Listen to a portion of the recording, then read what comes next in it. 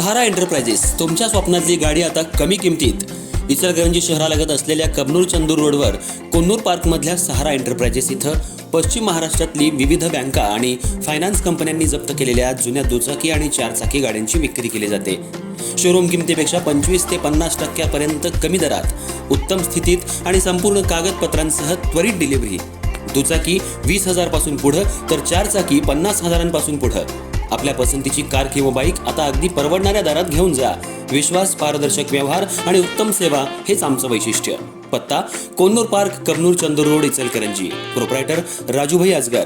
संपर्क 8055810910 आणि 9860785786. सहारा एंटरप्राइजेस, दर्जा, विश्वास आणि बचत यांचं परिपूर्ण ठिकाण.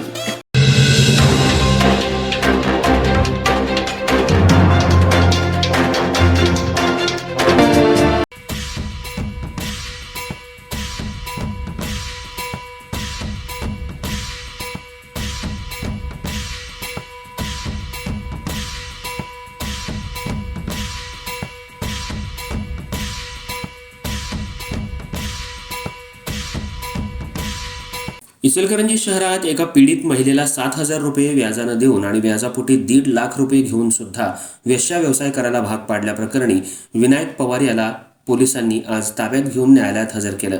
न्यायालयानं 3 दिवसांची पोलीस कोठडी सुनावली आहे, तर यातील 2 आरोपी अजूनही फरार आहेत. त्यांचा शोध शिवाजीनगर पोलीस घेत आहेत. कबनूर येथील पीडित रिक्षाचालक पती पत्नी गेल्या कित्येक वर्षांपासून या परिसरात राहत आहेत. रिक्षा चालकानं भाडं घेऊन गेला असता त्यांच्या गाडीला एक स्विफ्ट कार धडकली होती. त्यानंतर खर्चापोटी स्विफ्ट चालकाला 7,000 रुपये देण्यात आले होते. या व्याजापोटी आठवड्याला 3,500 रुपये द्यायचं असं करत 1.5 लाख रुपये वसूल केले गेले. रिक्षा चालकाची आणि पीडित महिलेची रिक्षाही काढून घेण्यात आली. त्यानंतर तिच्या दोन्ही मुलांना हॉटेलमध्ये कामाला ठेवलं. मुलांना 100 रुपये पगार तर पीडित महिलेला 200 रुपये तेही व्याजापोटी घेतले जात होते. त्यानंतर त्या महिलेला वेश्या व्यवसाय करण्यासाठी भाग पाडण्यात आलं. असहाय्य झालेल्या पीडित महिलेनं बऱ्याच जणांकडे मदत मागितली, पण कुणीही दाद घेतली नाही. पण छत्रपती शासन ग्रुपच्या संस्थापक अध्यक्षा दिव्याताई मगदूम यांच्याकडे तक्रार केल्यानंतर झालेला प्रकार समजून सांगितला. त्यानंतर या संपूर्ण प्रकाराला वाचा फुटली. दिव्याताई मगदूम यांनी याची दखल घेऊन शहापूर पोलीस ठाण्यात अर्ज केला. त्यानंतर शहापूर पोलीस ठाण्याचे पोलीस निरीक्षक गजेंद्र लोहार यांनी दखल घेऊन यातील सावकारकी करणारे दोघे आणि एक महिला या तिघांवर गुन्हा दाखल केला. गुन्हा दाखल होताच तिन्ही आरोपी फरार झाले होते. शिवाजीनगर पोलिसांनी विनायक पवारला ताब्यात घेतलं असून यातील 2 आरोपी अजून फरार आहेत. यातील विनायक पवार याला पोलिसांनी ताब्यात घेऊन आज न्यायालयात हजर केलं असता न्यायालयानं 3 दिवसांची पोलीस कोठडी सुनावली आहे. अधिक तपास शिवाजीनगर पोलीस करत असून पीडित महिलेच्या घरामध्ये अन्नधान्य नसल्यामुळं गेल्या 3 ते 4 दिवसांपासून मुलांनी घरातील कागद पेटवून त्यावर भात शिजवून भात खाल्लाय, अशी दुर्दैवी वेळ पीडित महिलेच्या घरावर आली आहे.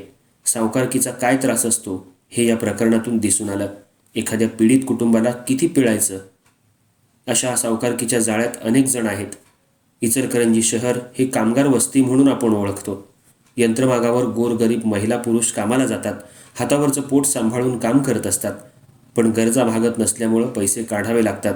घेतलेल्या रकमेवर 15 ते 20% व्याज घेतलं जातं आणि त्यांचं घरदार नावावर करून विकलं जातं. अशा सावकारकीवर पोलिसांनी कारवाई करण्याची मागणी सध्या होऊ लागली आहे.